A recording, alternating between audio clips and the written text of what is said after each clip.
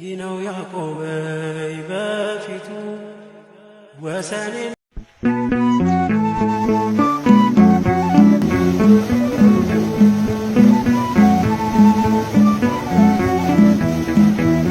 ስለው ገርማል አለ። በቃ ወደማላቅበት ስፍራ ነው የሚወስዱኝ፣ ወደ ጨለማ እየጎተቱ ወደ ሲኦል ወደሚያስፈራ ሲቃ ወዳለበት እሳት ወደሚንገበገብበት ቦታ ላይ ነው የሚወስዱኝ እና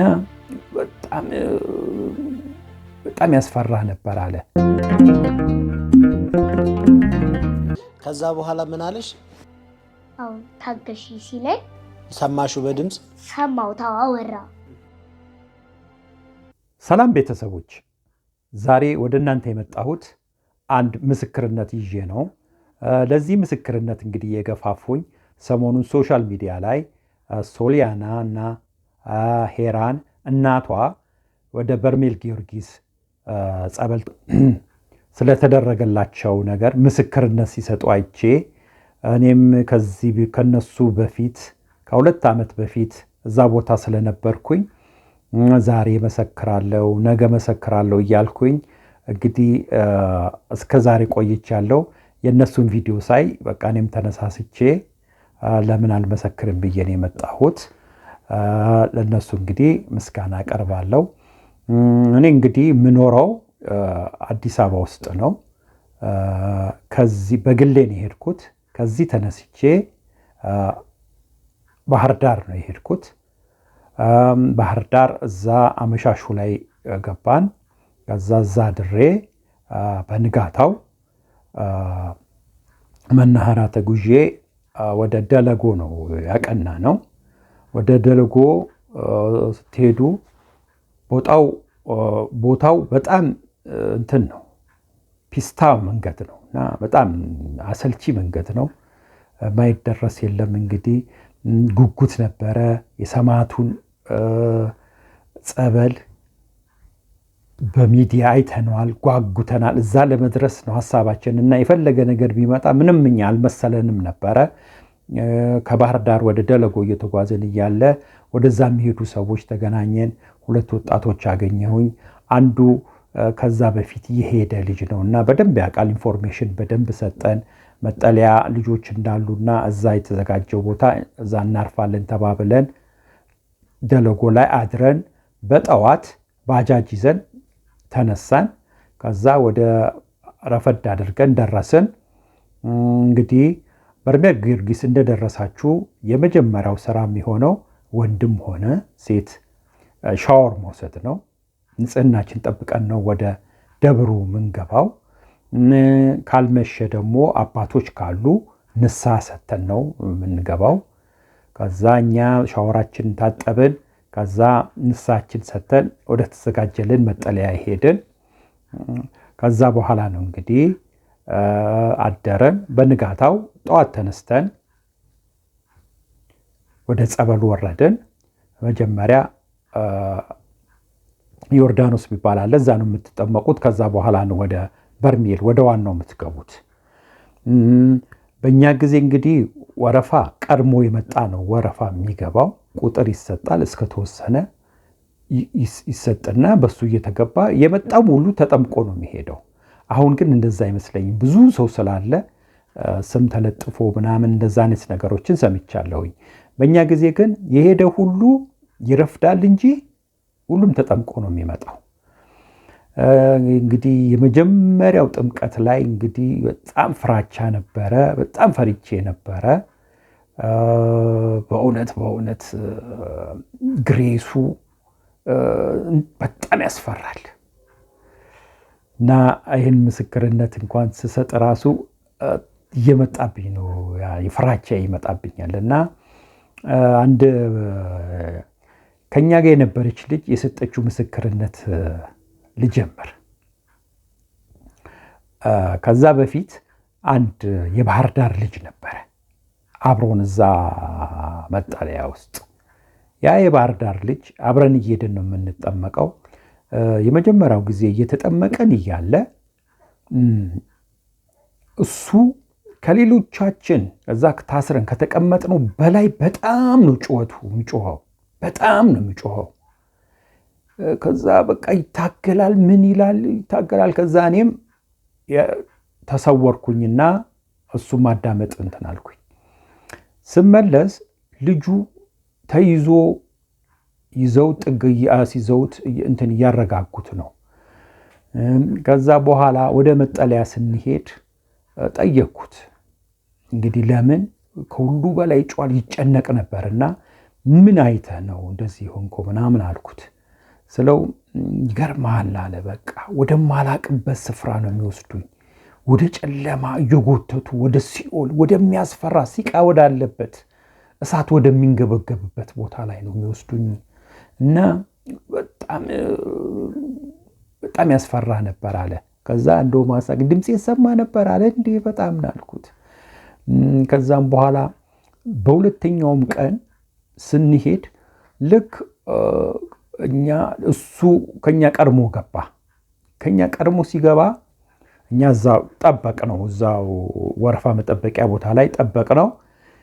የሚገርማችሁ በጣም ይሰማ ነበረ የሱ ድምጽ እኛ ድረስ፣ ከዛ ከመጠመቂያው ቦታ እኛ ድረስ ይሰማ ነበረ። ከዛ በኋላ ተጠምቀን ስንወጣ ወደኛ መጣው። በቃ አትቅረቡኝ እኔ ኃጢአተኛ በደለኛ ነኝ ምናምን አለ። ከዛ አቅፈን አረጋጋ ነው። ማን ጻድቅ አለ? እግዚአብሔር ምሮን ነው እንጂ ጻድቅ የለም፣ አይዞ ምናምን ብለነው አረጋግተነው ሸኘ ነው ወደ መጠለያው። ከዛኛ ጨርሰን ተጠምቀን ስንሄድ ሻንጣዬን ይዤ ካልሄድኩ አለ ልጁ። በቃኝ መጨነቅ አልፈልግም በቃኝ ብሎ ሻንጣውን ይዞ ሊወጣ ስል ታላቅ እህቱ ነበረች። እሷ ስለ መንፈሳዊ ነገሮች በደንብ የተረዳች ስለሆነች አረጋግታው ሁሉም በጎ እንደሚሆን አድርጋ አሳምናው አስቆየችው። ከዛም በኋላ ሲጠመቅ ነገሮች ደህና እየሆኑ እየተስተካከሉለት የሚያየውም ነገር ደህና ሆነ። አንዱ ምስክር ይሄ ነው። ሁለተኛው አብራን የነበረች ልጅ፣ ወንድሟ የምታስታምም የነበረች ልጅ ከኛ በፊት አንድ ጊዜ መታለች እና እሷ የሰጠችው ምስክር ደግሞ በጣም የሚገርም ነው። ጥምቀት እየተጠመቀች እያለ ትሰወራለች። የዛ ሰዓት የስሪዲ የሚመስል መነጽር ይገጠምላታል እና በዛ በስሪዲ የምታየው ምንድነው? ደም ነው። ደሙ ሲንጠባጠብ እና ያ ደም ቅርጽ ይዛል። እንደ ኮከብ አይነት፣ እንደ ተለያየ ቅርጽ፣ እንደ ሴል አይነት ነገሮች ሆኖ ይታያታል እና ያ ደምን ምን ይሆናል? ያ ደም በቃ በጥባን ብትን ሲል ይታያታል። ብትን የሚለው በብርሃን ነው። በቃ ብርሃኑ አለች። ከዚህ በፊት አይቼው ማላቀው ነገር ነው። እኔ በእውኔም በህልሜም አይቼው አላቅም፣ በምንም አይቼው አላቅም።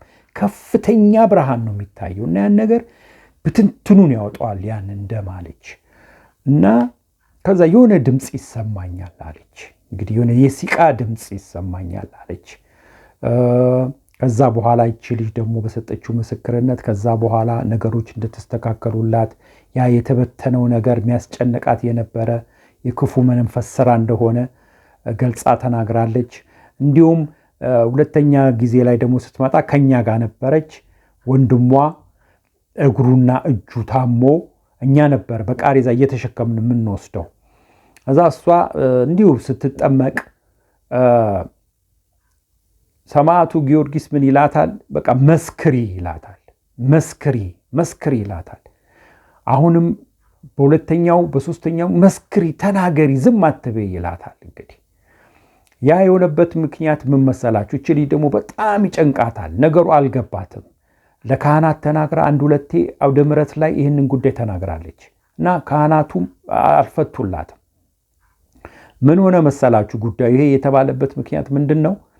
ሰዎች ልክ ቅድም እንደነገርኳችሁ አይነት ልጅ አንድ የሁለቴ ይጠመቁና ይወጣሉ። ድህነት ሳያገኙ የመጡበትን ዓላማ ሳያሳኩ ይወጣሉ እና አትውጡ፣ ጸንታችሁ ቁሙ፣ የመጣችሁበትን ዓላማ ሳታሳኩ አትሄዱም። በአንድ ቀን በሁለት ቀን ድህነት የለም።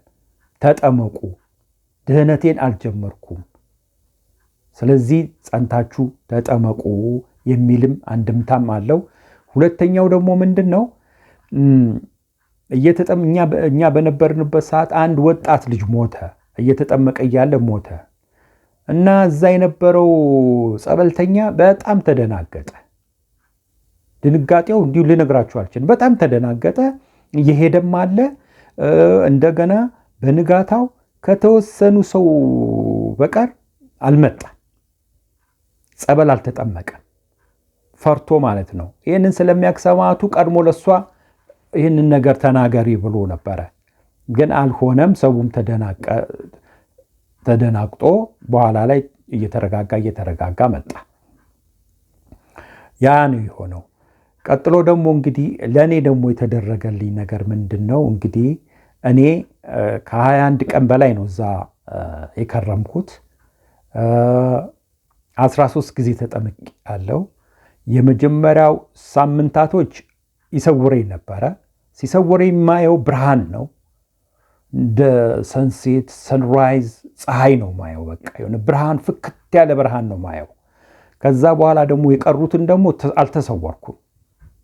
ከዛም በኋላ ወደ አዲስ አበባ ልመጣ የመጨረሻው ጥምቀቴን ሳደርግ ነው እንግዲህ እኔ ሰማዕቱ ጊዮርጊስ የታየኝ። እንግዲህ መጥመቂያው ላይ ቁጭ አልኩኝ፣ መጣ፣ ሰወረኝ። እንግዲህ እዛ ሰማይ ላይ ሰማዕቱ ጊዮርጊስ በትልቅ በፈረስ ሆኖ ነው ያየሁት። ክብሩን በቃ ልቋቋሙ አልቻልኩም። እግሬ እጄ ይንቀጠቀጣል። ስመለስም እግሬና እጄ ቁጭ ባልኩበት በጣም ይንቀጠቀጥ ነበር። እኔ ራሴ እንዘፈዘፍ ነበረ እና በቁጣ ነገር ነው ያየኝና ልቋቋሙ አልቻልኩም። እዛ ጸበል የሚያጠምቁ ልጆች ስለሚያውቁኝ ደግፈው አነሱኝ። እኛ በሌሊት እየሄድን የበረከት ስራ እንሰራለን። ለምእመኑ ለጸበልተኛው ጸበል ወደ ቤቱ ይዞ የሚሄደውን በጄሪካን እያደረግን እንሰጣለን። ወረፋ እናስተባብራለን። ይህንን በረከት እንሰራ ስለነበር እዛ እንተዋወቃለን። ከዛ ደግፈው አነሱኝ። ከዛ ፊት ለፊት የነበረ የጊዮርጊስ ምስል ነበረ። እሱን እያሳዩቸው አየሁት ነው መላቸው። እኔ እነሱ አልገባቸውም። ከዛ ደግፈው አስቀመጡኝና ከዛ የግዴታ እንግዲህ ልብሴን ለብሼ እየተንቀጠቀጥኩኝ ልጆች ደግፈውኝ ወደ ገድል የሚነበብበት ቦታ ሄጄ ለ2 ሰዓት ነው በቃ ራሴ መረጋጋት አልቻልኩም። ቁጭ አልኩ። ምንድን ነው በቃ እያልኩ እያሰብኩኝ ነው እንግዲህ እኔ ወደ ሀገሬ የመጣሁት። ከዛ በኋላ በሕይወቴ በጤንነቴ ራሱ ሰላም አግኝቻለሁኝ። እግሬ በጣም ደምቶ ነበረ። ቁስል ቆስሎ ምግል ደም ይወጣኝ ነበረ። ወባም ይዞኝ እንትን አልኩኝ። ከዛ በኋላ እንግዲህ በመንፈሳዊ ሕይወት እየበረታው እስካሁን አለው። እናንተም ልባችሁ ከተነሳሳ አትቅሩ፣ ፕሮግራም አድርጋችሁ ሂዱ። የማይፈታ ቋጠሮ የለም፣ የማይፈታ ችግር የለም፣ የማይወጣ አጋንንት የለምና በርሜል ጊዮርጊስ እጅግ እጅግ እጹብ ድንቅ ነው። ከምነግራችሁ በላይ እዛ ስትሄዱ ነው የምታዩት። እና በሕይወት በቃ ማየት ካለባችሁ ነገር አንዱ የበርሜል ጊዮርጊስ ቦታን ነው ማየት ያለባችሁ። ይህ ለክርስቲያኖች ነው። ከቤተሰብ የታመመ ካለ ይዛችሁ ሂዱ። ሴኩሪቲው ምናምን ድግነት ሊያስፈራ ይችላል። እግዚአብሔርን ተማምናችሁ ውጡ። እንግዲህ ትድናላችሁ። የሰማዕቱ አምላክ ይመስገን። ሀገራችንን ኢትዮጵያ ይባርካት።